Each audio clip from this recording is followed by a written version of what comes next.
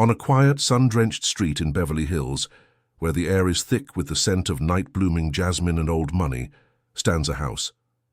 It sits at 810 North Linden Drive, a monument of white stucco and terracotta tile, nestled behind manicured hedges and wrought-iron gates.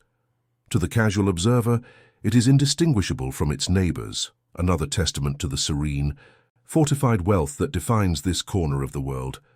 The architecture speaks of a relaxed Mediterranean opulence, a place designed for garden parties and quiet afternoons by the pool.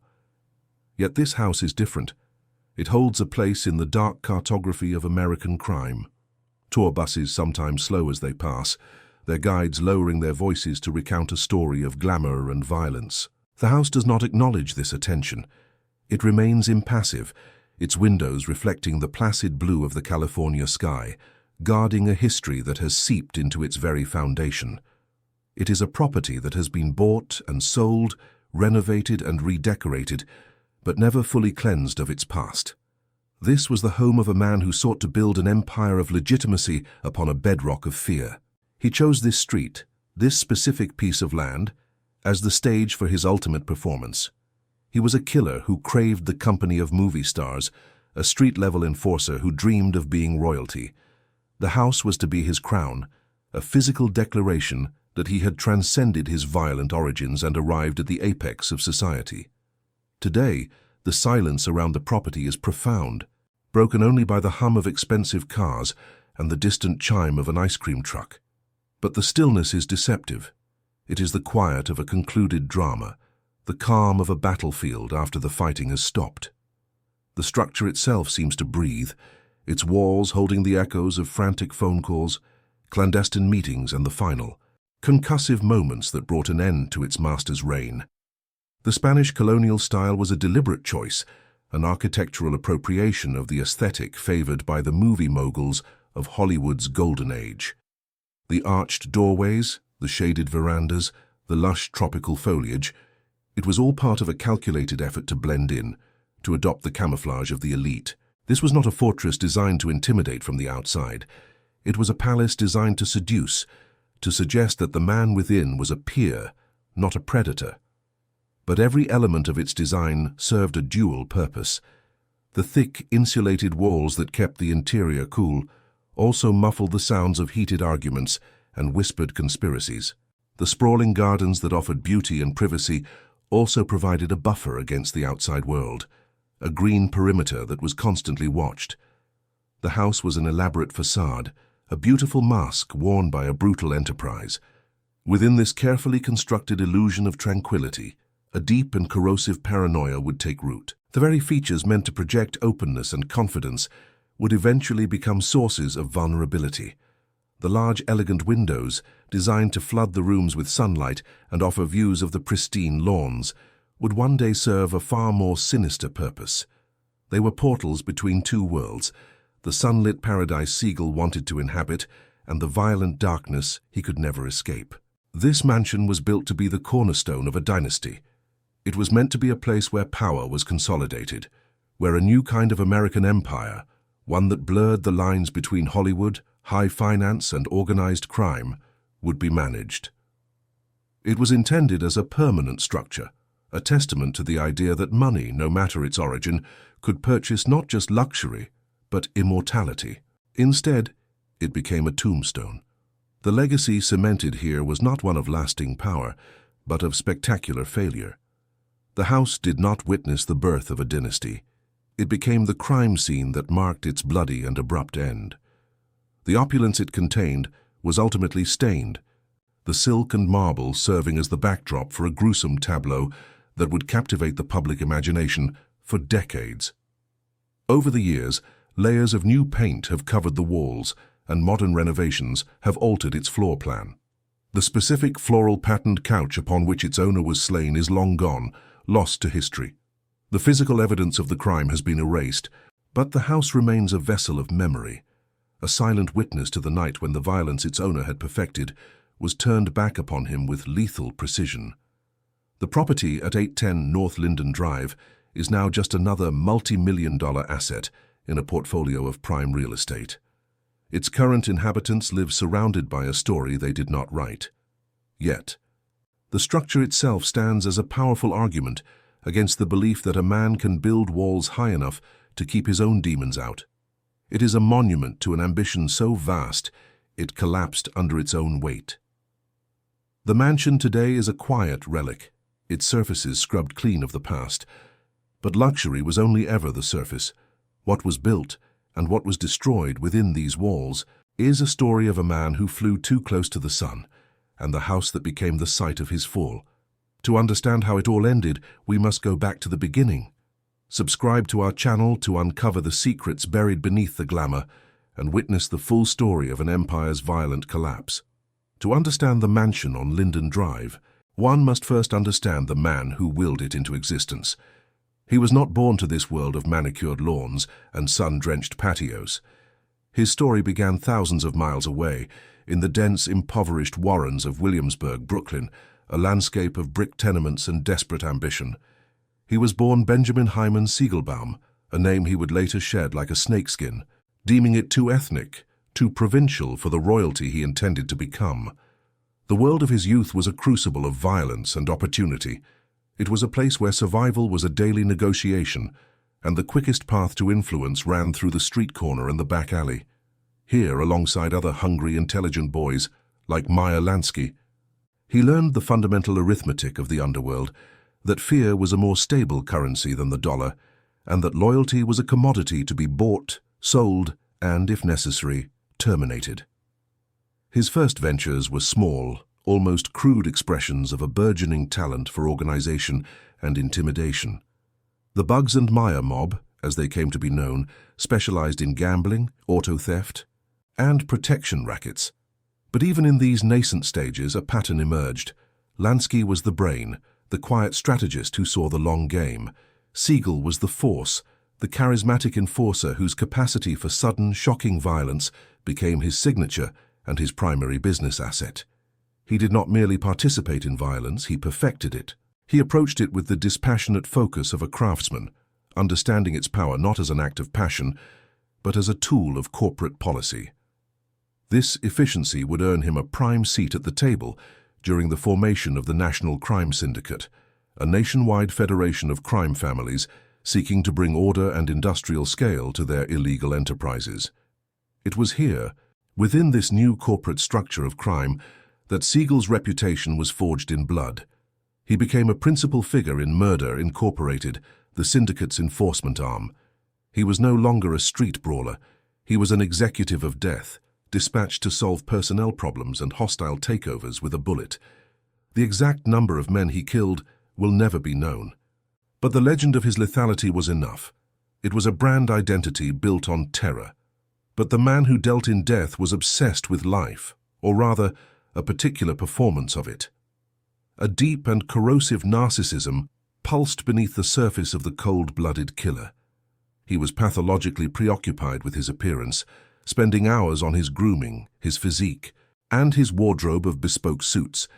He saw himself not as a thug but as a pioneer, a handsome and sophisticated businessman who simply operated in a more direct market. He despised the nickname Bugsy. To him, it was a crude brand, a link to the gutter he was so desperate to escape. It implied a lack of control, a madness that undermined the image of cool, calculated power he meticulously cultivated. To call him Bugsy to his face was to insult the fragile architecture of his identity, a transgression that could have fatal consequences. This sensitivity was the first crack in the facade, a hint of the deep insecurity that drove his every move. When Prohibition ended, the syndicate's leadership knew they needed to diversify. The rivers of illicit liquor money were drying up, and new ventures were required. Their gaze turned west toward the golden shores of California. Hollywood, in its golden age, was an ecosystem ripe for exploitation, a world awash in cash, ego, and secrets, with a pliable union workforce and an innate aversion to outside scrutiny. Benjamin Siegel was chosen as the syndicate's viceroy, their emissary to this new frontier. He was sent to Los Angeles not just to run rackets, but to conquer a culture. His charisma, his good looks, and his carefully constructed air of sophistication made him the perfect instrument for the task. He was to be the bridge between the brutal, clandestine world of the East Coast mob and the glamorous, public-facing world of Hollywood. He arrived in California like a visiting monarch, installing himself not in the shadows, but in the full glare of the public eye. He immediately began to cultivate relationships with the Hollywood elite, befriending movie stars like Cary Grant and Jean Harlow, and dating the city's most beautiful women. He wasn't hiding his identity, he was weaponizing it. His notoriety was his entry ticket, a frisson of danger that the jaded and powerful found irresistible. His business strategy was as audacious as his social climbing. He seized control of the film extras unions, giving him the power to shut down multi-million-dollar studio productions at will. The studios paid him millions in tribute to ensure labor peace. This was not mere extortion. It was a corporate shakedown on an industrial scale, treating the Dream Factory like just another waterfront to be controlled. Simultaneously, he consolidated his control over the Trans-America Wire Service, the nervous system of the nation's illegal gambling operations. By controlling the real-time transmission of horse race results, he controlled the bookmakers. From his base in California, he was skimming profits from a vast nationwide criminal enterprise, funneling a torrent of untraceable cash westward. This influx of wealth demanded a vessel. It needed a place to be seen, to be legitimized, to be transformed from dirty money into the tangible assets of a respectable life. Siegel needed more than a safe house, he needed a palace. He needed a physical statement that he was no longer a gangster from Brooklyn, but a peer of the movie moguls he now counted as his neighbors. This was the core motivation, the psychological blueprint for the mansion at 810 North Linden Drive. It was an act of architectural alchemy, an attempt to use concrete and marble to transmute a history of violence into a future of aristocratic legitimacy. The house was not for shelter, it was for validation. It was to be the stage upon which he would perform the final, most convincing role of his life, that of an American prince. He chose Beverly Hills for its symbolic weight, the undeniable cachet of its address. Living there was a declaration that he had breached the final wall, that he had successfully infiltrated the highest echelons of American society. The choice of the Spanish colonial style was equally deliberate, a conscious appropriation of the aesthetic favored by the founding fathers of Hollywood, the very men whose power he sought to emulate and surpass. The mansion was to be a monument to a lie, the beautiful, sun-drenched lie that a man could wash the blood from his hands simply by building a swimming pool. Every archway, every terracotta tile, every imported fixture was a carefully chosen word in a sentence that screamed, "I belong here." It was a rejection of the cold, grey world of his origins and an embrace of a technicolor fantasy he believed he could build into reality. But the mind that conceived this paradise was also a mind steeped in paranoia. The architect of this open, welcoming facade was a man who trusted no one. The house, therefore, had to serve a dual purpose. It had to be both a showcase and a fortress, a symbol of openness that was in reality a tightly controlled bunker. This duality was woven into its very design. The thick, insulated walls that promised a cool respite from the California sun also served to muffle the sounds of clandestine meetings and violent arguments. The sprawling, lush gardens designed for elegant parties also created a green perimeter, a buffer zone between his private world and the threats that lay beyond the gates. Rumors circulated of secret compartments built into the walls, of hidden safes behind paintings, and of a private bar concealed behind a sliding bookcase where the true business of the empire was conducted. The house was designed to keep secrets, to be a labyrinth of luxury where the line between guest and prisoner could be redrawn at a moment's notice. The most telling detail, whispered about by those who claimed to know, was the presence of a two-way mirror in the master bedroom. It allegedly allowed Siegel to gaze down, unseen, upon the guests in his living room. Whether true or not, the legend itself speaks volumes.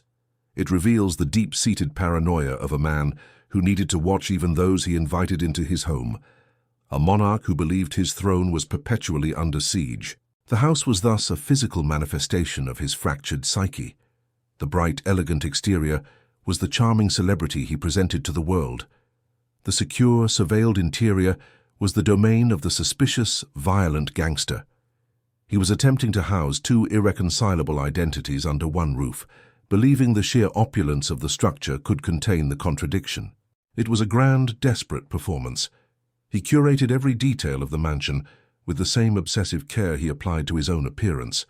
The Louis XIV furniture, the Venetian mirrors, the heavy silk curtains, it was all a carefully selected costume for his new life. Props for the grand theatre of his legitimacy. This was not the hoarding of a common criminal. It was the world-building of a megalomaniac. He wasn't just spending money. He was investing it in an idea of himself. He believed that if the stage was convincing enough, the audience, and perhaps even he himself, would forget the actor's violent past. The mansion on Linden Drive was more than a home. It was the headquarters of a burgeoning West Coast empire, an embassy for the National Crime Syndicate, and a personal monument to an ambition so vast it bordered on delusion. It was a dream of power rendered in stucco and steel. But a foundation built on fear is inherently unstable. The very features designed to project confidence and control were expressions of a profound and growing anxiety. The house was a gilded cage, and its owner was slowly becoming its most prized prisoner, trapped by the very image he had spent a fortune to create. The dream was audacious, to build an empire of crime that looked and felt like the American dream. The mansion was to be its capital city, a shining beacon of a new kind of power that blended the boardroom and the back alley. He poured millions into the project, money that belonged not to him, but to his partners in the syndicate. They were silent investors, pragmatic and patient men, but their patience had its limits. They saw the house not as a symbol, but as an expense, a diversion from the real business of making money. For Siegel, however, the house was everything. It was the physical proof that he had transcended his origins, that he had become the man he always knew himself to be. It was his masterpiece, the tangible evidence of his genius. The construction of the house was a race against the demons of his past. He built its walls high, hoping to keep out the ghosts of the men he had killed and the enemies who were surely plotting against him. He filled its rooms with light and luxury, a desperate attempt to banish the darkness within. He believed he could control his environment, that he could design a reality that would bend to his will. The mansion was the ultimate expression of this belief. It was a fortress of ego, a palace of denial. The obsession with the house was a symptom of a deeper malady. His need for social validation was becoming a liability. While his friend Lansky operated from the shadows, counting receipts and balancing ledgers, Siegel was courting photographers and columnists, craving the spotlight. This craving for legitimacy was his greatest weakness. It made him visible, it made him predictable, and it made him expensive.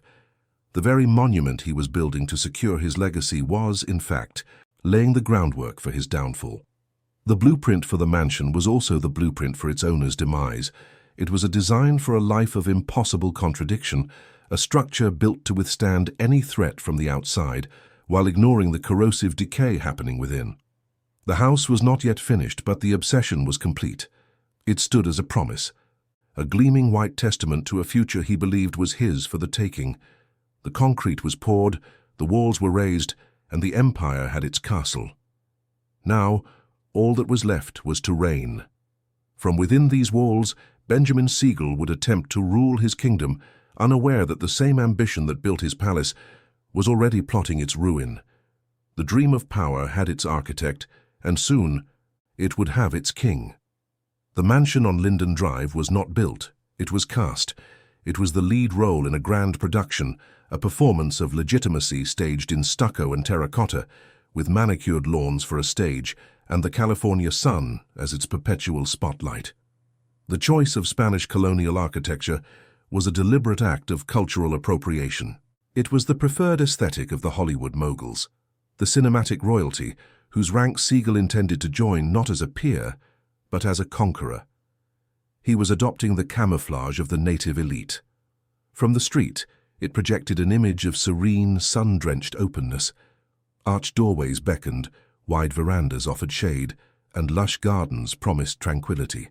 It was a structure designed not to intimidate, but to seduce. This was its primary function as a mask. It was a beautiful, disarming face worn by a brutal enterprise, a calculated illusion that suggested the man within was a man of taste and leisure, not a predator who had clawed his way out of the Brooklyn gutters. Stepping inside was to cross a threshold into a different kind of statement. The seduction of the exterior gave way to an overwhelming assertion of wealth. A grand spiral staircase with wrought iron railings dominated the foyer, a dramatic flourish designed to awe visitors upon arrival. Every surface was a testament to money spent without restraint. Marble floors, cool and silent underfoot, reflected the light from Venetian mirrors. Heavy silk curtains in deep, rich colors framed windows that looked out onto a world Siegel was determined to own. The furniture was a caricature of aristocracy, heavy, ornate Louis XIV pieces that seemed out of place in the casual elegance of Beverly Hills. This was not the collection of a connoisseur, it was the inventory of a man trying to purchase a history he did not have. This grotesque luxury was a form of laundering, not of money, but of identity. Each gilded chair and crystal chandelier was an attempt to transmute the profits of extortion, gambling, and murder into the currency of respectability, burying a violent past under a mountain of expensive objects. Yet, beneath the veneer of a society host's residence, the mansion functioned with the cold efficiency of a corporate headquarters. It was a weapon disguised as a home, the command center for a burgeoning criminal empire on the West Coast. The library, with its leather-bound books that were likely never read, was not a place of quiet contemplation. It was a war room. Here, surrounded by the trappings of intellectualism, Siegel planned Union takeovers, coordinated smuggling routes, and issued orders that could end a man's life 1,000 miles away. The house served as the unofficial embassy for the National Crime Syndicate in California. It was within these walls that Meyer Lansky, Frank Costello, and other architects of American organized crime would meet, their conversations muffled by the thick, insulated construction. The lavish parties thrown by Siegel and his mistress, Virginia Hill, were not mere social gatherings. They were strategic operations. Hollywood stars, studio executives, politicians, and mobsters mingled by the pool, their words and weaknesses carefully observed. In this glittering arena, information was the most valuable commodity. Alliances were forged, secrets were spilled, and vulnerabilities were catalogued for future exploitation. The mansion was a finely tuned instrument for intelligence gathering, using glamour as its primary bait. The telephone, a sleek black object on a polished desk, was an extension of this power. It was a conduit through which threats were delivered with quiet civility, a tool to shut down a multi-million-dollar film production with a single whispered command. A discreet bar, rumored to be hidden behind a sliding bookcase, was the true inner sanctum. It was here, away from the performative glitz of the main rooms, that the real business was conducted. Deals were sealed with a handshake and fates were decided over glasses of whiskey. From this nerve center, Siegel managed his control over the Trans-America wire service. The house was a critical node in the information network that allowed the syndicate to skim millions from illegal bookmaking operations across the nation. The mansion was therefore more than a symbol. It was a functional piece of criminal infrastructure. It was a bank where illicit cash was consolidated, an office from which a national enterprise was managed, and a boardroom where the future of organized crime was charted. Simultaneously, the house was conceived as a refuge, a psychological bunker against a world of threats, both real and imagined. Its physical design incorporated security features that were advanced for the era, belying its open, welcoming facade. High walls and thick hedges, while aesthetically pleasing, formed the first line of defense. Wrought iron gates operated electronically, controlled all access, transforming the property into a private fortified compound at the touch of a button.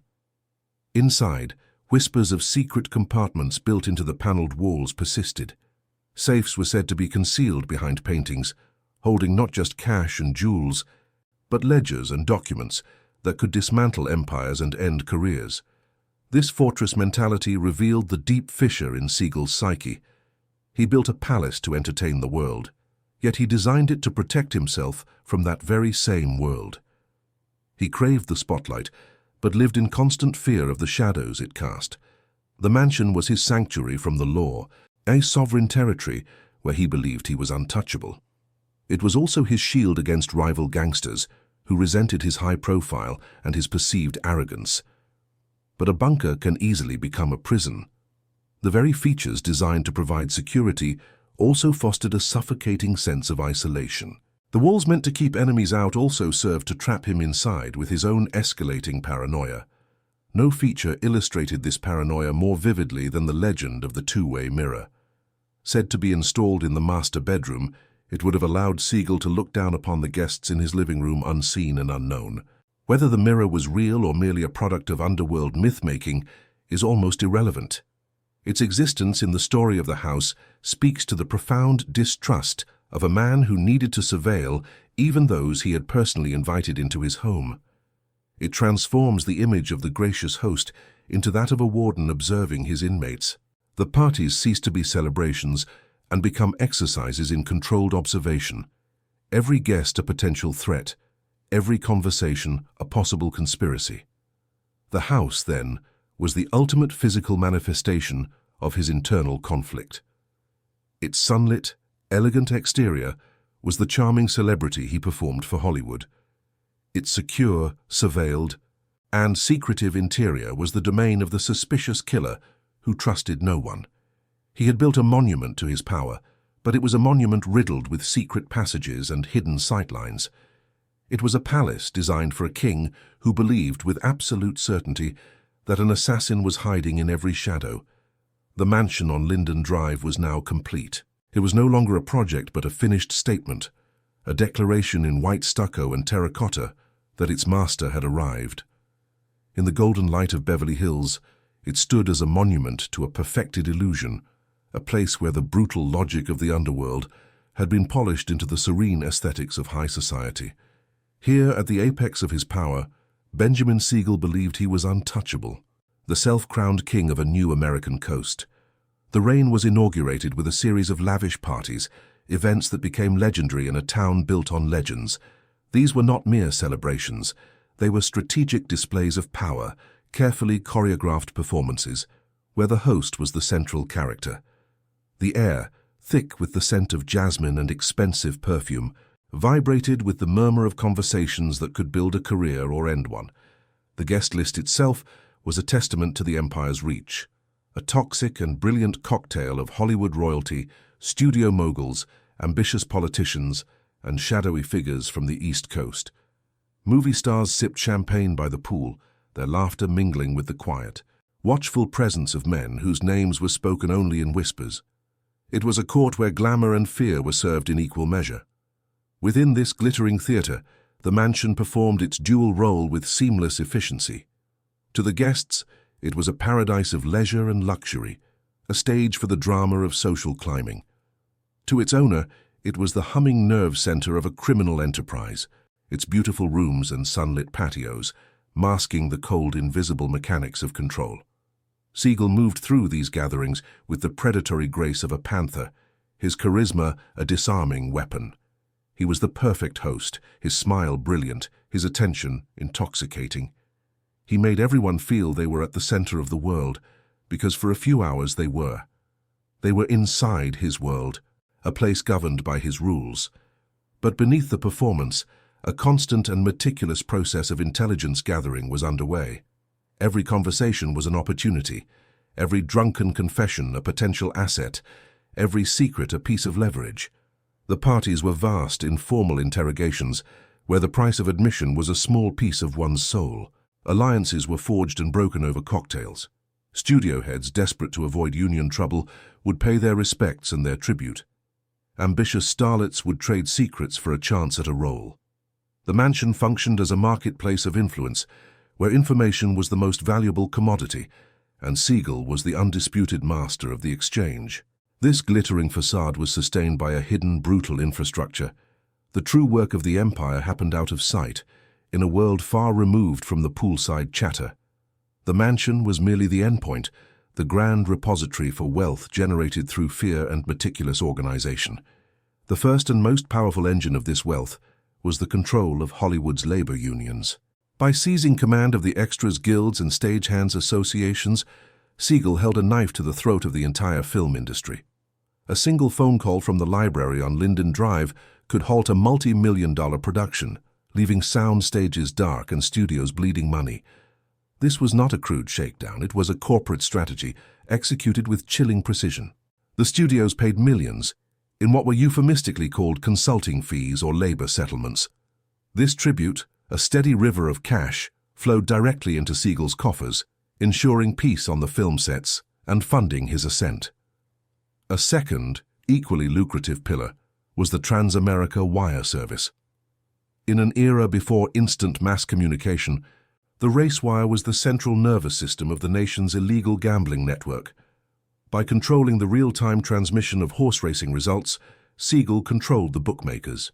He could delay results, fix odds, and skim vast sums from a nationwide web of illicit betting. From his California headquarters, he was the invisible hand guiding a national enterprise.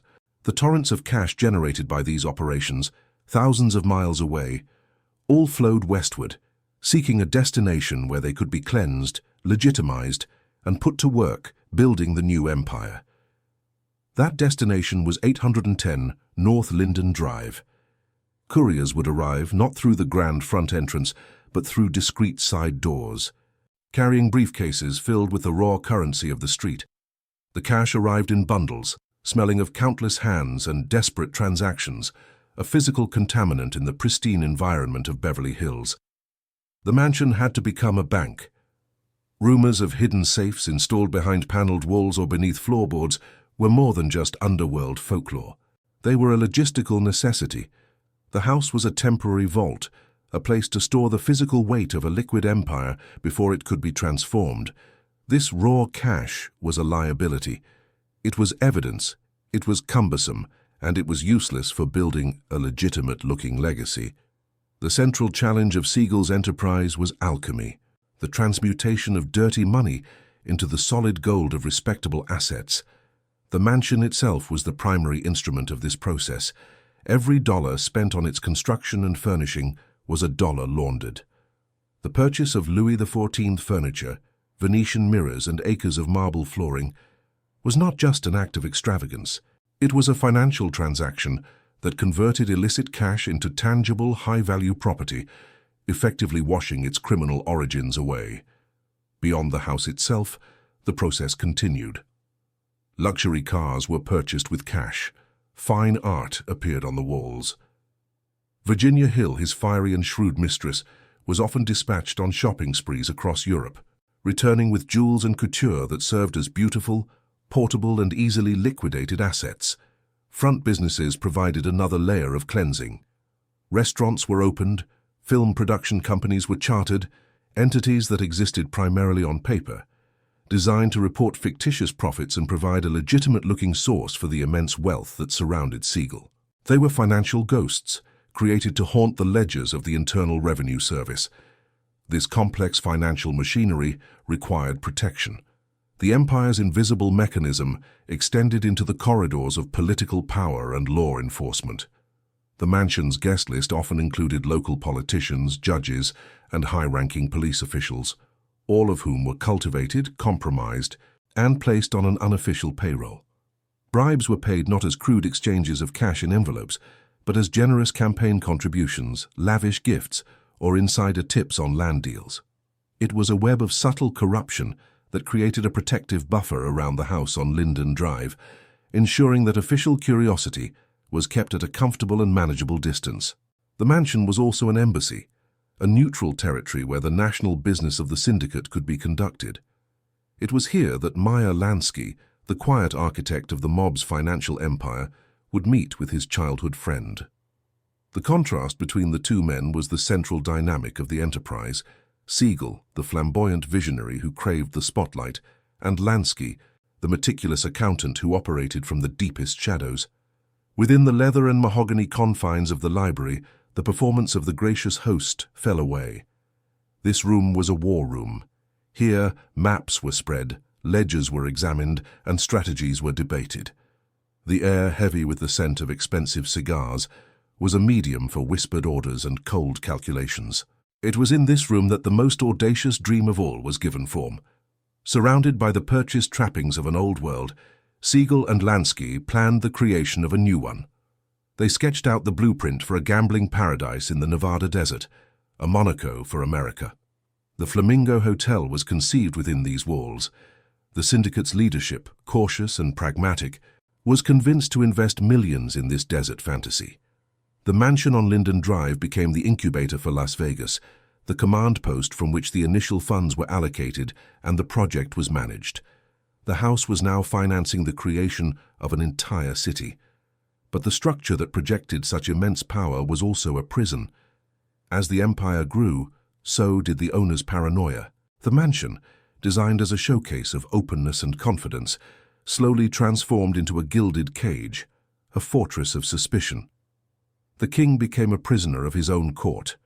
He began to distrust his closest associates, to see betrayal in every shadow.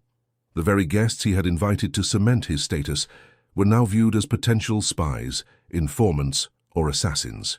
The performance of the charming host became more strained, the smile edged with a new tension. This escalating paranoia was reflected in the house itself. The legend of the two-way mirror in the master bedroom, allowing him to secretly observe his own parties, became a potent symbol of this psychological decay. It spoke of a man who needed to be both the center of attention and an invisible observer, a godlike figure who trusted none of his creations. Security became an obsession. The wrought iron gates seemed taller, the walls more imposing. Armed bodyguards, once a discreet presence, became a constant feature of the landscape, their dark suits a stark contrast to the sun-drenched gardens.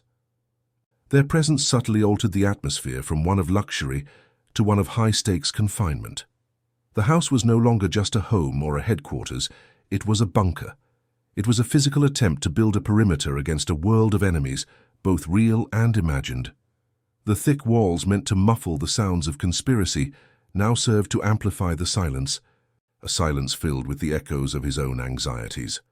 From the outside, the reign was absolute. The mansion stood as a symbol of total victory, a testament to an ambition that had conquered Hollywood and was now poised to conquer the desert. Benjamin Siegel, the boy from Brooklyn, was living a life beyond the wildest dreams of the moguls he now called his neighbors. He had achieved a state of perfect, visible control. His parties were the most exclusive in town, his influence was undeniable, and his future seemed limitless. He had built an empire and given it a palace. But this peak was a precarious one. The entire magnificent structure, the house, the empire, the legend, was built on a foundation of violence, theft, and the fickle loyalties of dangerous men.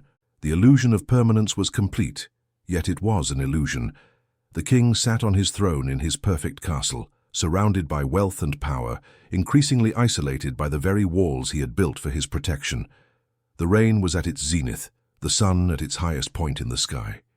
But in that brilliant, unforgiving light, the first, imperceptible cracks were beginning to form in the facade.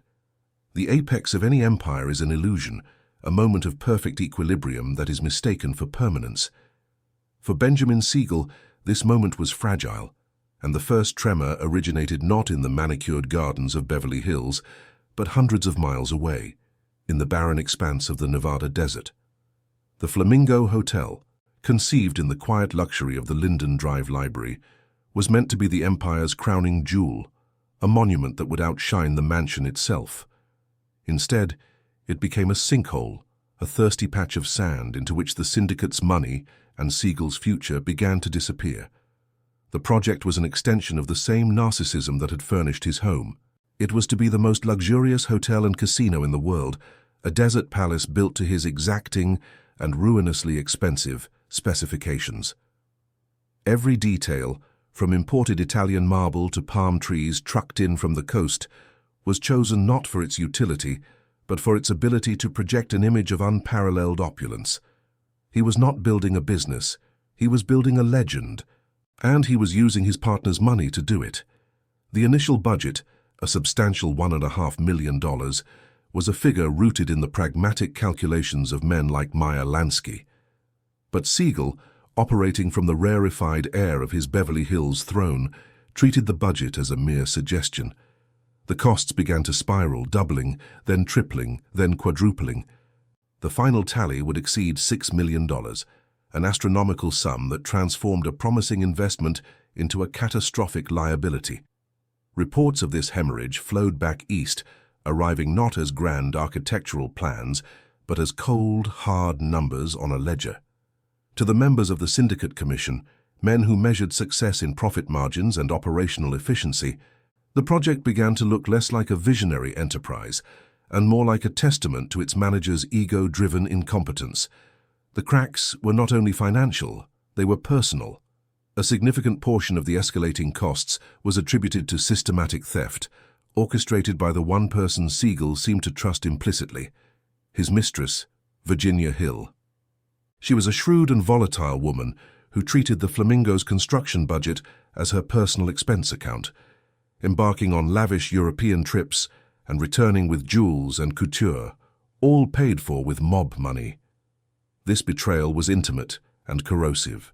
The cash that was meant to pour concrete and raise steel beams was being converted into diamonds and worn at the very parties held within the mansion's walls.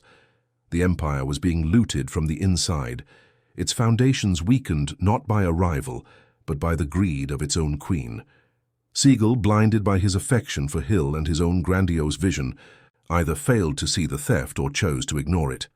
He dismissed the concerns of his contractors and the warnings of his associates. His arrogance, forged in years of successful violence and intimidation, had calcified into a fatal sense of invincibility. He believed his legend was collateral enough. This arrogance was most profoundly expressed in his relationship with his old friend, Meyer Lansky. Siegel operated under the assumption that their shared history, their bond forged in the streets of Brooklyn, provided him with a shield. He underestimated the fundamental nature of their partnership. For Lansky, friendship was a factor, but business was the prime directive. The syndicate was not a fraternity, it was a corporation, and it did not tolerate failing divisions. From the quiet, insulated rooms of the Linden Drive mansion, Siegel made phone calls to his partners, his tone not of a subordinate manager reporting to a board, but of a king issuing decrees. He was dismissive of their concerns, contemptuous of their caution. He saw them as small-minded accountants incapable of grasping the scale of his dream. This contempt was a disastrous miscalculation. The men he was insulting were not studio heads he could intimidate, or politicians he could bribe. They were the architects of a national criminal enterprise, pragmatic killers who viewed sentiment as a weakness and failure as a capital offense. Their patience, a finite resource, was wearing thin. The pressure mounted for the Flamingo to open, to start generating the revenue that would justify its exorbitant cost. The grand opening was set for the day after Christmas, 1946. It was to be the ultimate vindication, a spectacular event that would silence all critics and solidify Siegel's status as a visionary. The night was a catastrophe. A winter storm grounded the private planes carrying the Hollywood celebrities he had promised. The hotel itself was a chaotic construction site, its rooms unfinished. The casino, the one part of the operation that was ready, saw its high-rolling guests win, draining the house of over $300,000 in a matter of hours. The grand debut was a public and humiliating failure. The dream unveiled looked like a costly mistake. The hotel closed its doors just 2 weeks later, a monument to mismanagement sitting dark and empty in the desert. The news of the fiasco traveled from the glittering failure in Las Vegas to the silent palace in Beverly Hills. The mansion, once a symbol of absolute control and success, now became the backdrop for a series of increasingly desperate phone calls. The tone had changed. The regal confidence was replaced by a strained defensiveness. But on the other end of the line, a profound and chilling silence was growing. The calls to his partners in New York and Chicago were met with curt, non-committal replies. The river of cash that had funded his dream had been shut off at its source. Within the thick, insulated walls of his fortress, Benjamin Siegel was becoming truly isolated. The house, designed to keep his enemies out, now served to lock him in with the consequences of his own pride. He was a king in a castle whose supply lines had been cut. Far away, in a smoke-filled room in Havana, Cuba, the syndicate's board of directors convened. They were not there to discuss the future of the Flamingo. They were there to discuss the future of its creator. The ledger was open, the final numbers were tallied, and a decision was being made. The crack that began in the desert sand had now reached the marble floors of 810 North Linden Drive. It was invisible to the outside world, but inside, the foundation of the empire was groaning under an unbearable weight, poised to shatter. The decision made in the humid air of Havana traveled not as a spoken command but as a silent, inexorable current. It was a verdict reached on a balance sheet, a corporate resolution to liquidate a failing asset. While Benjamin Siegel paced the marble floors of his Beverly Hills palace, convinced he was still negotiating his future, that future had already been written, signed, and sealed. The empire was not just cracking, it had been condemned. In his final weeks, the mansion on Linden Drive ceased to be a fortress and became a cage. The thick walls, once a source of comfort and security, now seemed to press inward, amplifying the silence between increasingly frantic phone calls. He was a king under siege in his own castle, cut off from the flow of capital and counsel, left to wrestle with the ghosts of his own hubris. The Flamingo had reopened in March, and against all odds it was beginning to show a profit. This small success became Siegel's obsession, the final desperate argument for his own survival. He relayed the promising figures to his partners, his voice a mixture of vindication and pleading, unaware that the numbers no longer mattered. The discussion had moved beyond profit and loss into the realm of consequence. The night of June 20th, 1947, descended upon Beverly Hills with a characteristic calm. The air was cool, scented with jasmine, and the only sounds were the distant hum of traffic on Sunset Boulevard and the rustle of palm fronds in the gentle breeze. Inside 810 North Linden Drive, the grand performance was over. It was a quiet evening at home.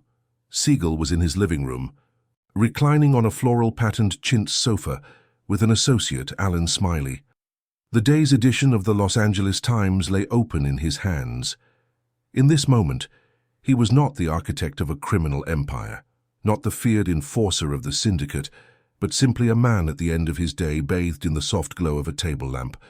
The illusion of domestic tranquility was perfect. Outside, beyond the manicured lawn and the carefully chosen tropical foliage, an agent of the inevitable had taken position. The large picture window of the living room, designed to flood the space with California sunlight and offer a view of the serene garden, now served a different purpose. It was a frame, a target, a transparent barrier between a life of violent ambition and its final, violent reckoning. The weapon was of a .30 caliber M1 carbine, a tool of war brought home to a domestic battlefield. It was chosen for its power and its range, capable of delivering its verdict with brutal efficiency from a discreet distance. There was no confrontation, no final words. This was not an act of passion, it was an execution. The first volley of shots shattered the evening's quiet, and the plate-glass window simultaneously. 9 rounds were fired in a rapid, disciplined burst. The sound, a sharp, concussive crack, was an alien intrusion into the serene opulence of the room. It was the sound of the outside world, the world of violence Siegel had perfected, finally breaching his sanctuary. 2 bullets found their mark in his head. The force of the impact was absolute, catapulting one of his eyes across the room. He was killed instantly, his body slumping on the expensive couch, the newspaper falling to the floor beside him. The life that had been a spectacle of controlled violence ended in a tableau of grotesque, chaotic ruin. In a single, deafening moment, the mansion was transformed. It was no longer a palace, a headquarters, or a symbol of power. It was a crime scene. The air, moments before filled with the scent of paper and quiet conversation, was now thick with the metallic smell of blood and the acrid odor of cordite. The arrival of the Beverly Hills Police Department tore the final veil of privacy from the property. Sirens wailed down the quiet, tree-lined street, their flashing lights painting the white stucco facade in frantic strokes of red and blue. The gates that had once been a barrier to the unworthy were thrown open to the grim procession of law enforcement. The scene that greeted them was a stark collision of 2 worlds. The grotesque reality of the murder was laid bare against the backdrop of Siegel's curated luxury. The blood soaked into the floral print of the sofa, a vulgar stain on the carefully constructed artifice of his life. The Venetian mirrors reflected not glamorous partygoers, but the grim, methodical work of detectives and forensic photographers. The raid began as a search for a killer. but it quickly became an autopsy of an empire. Every room of the mansion, once a private domain of power, was now public ground, subject to the intrusive scrutiny of the law. Doors were forced, drawers were emptied onto the floor, and the contents of a life lived on the edge were sifted for clues.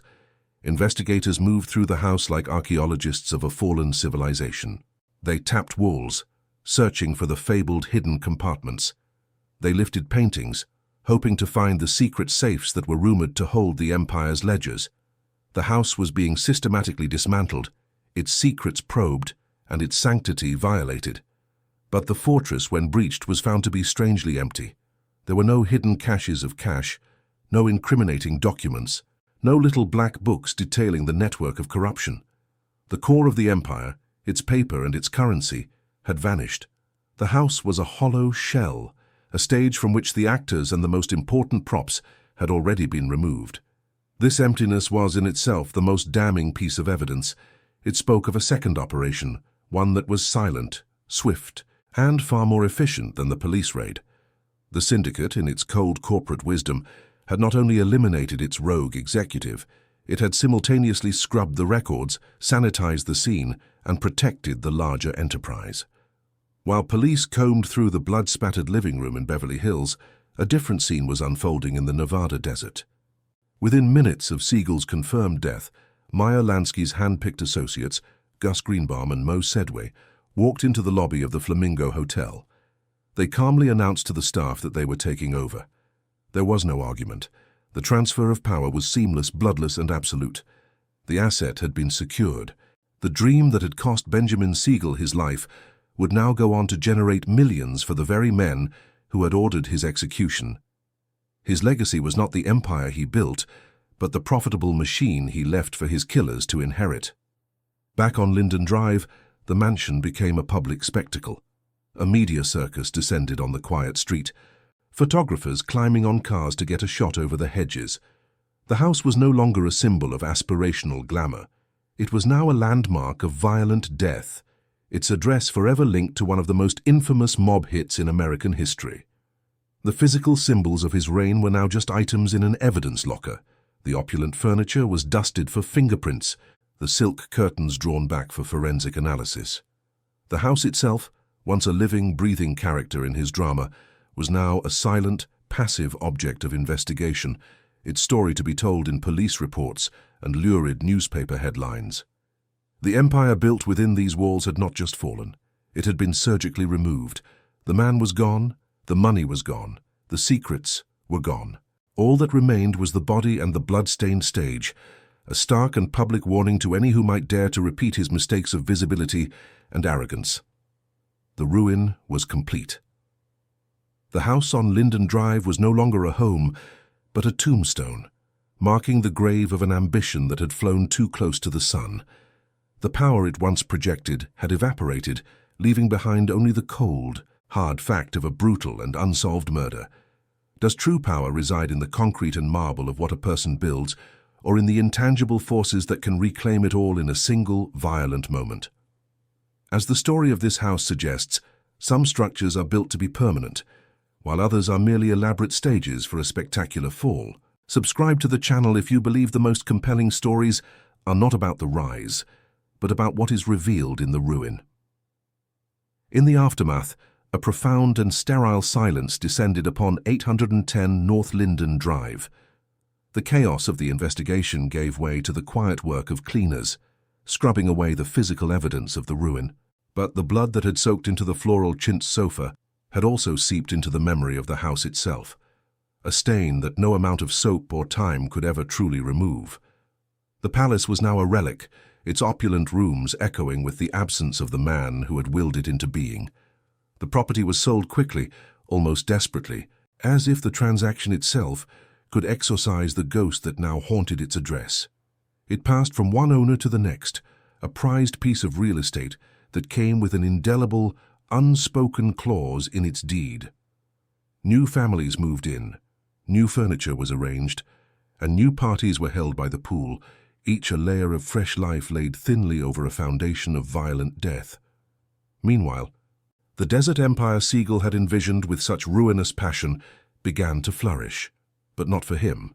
The Flamingo Hotel, under the cool, efficient management of the syndicate, became a staggering success.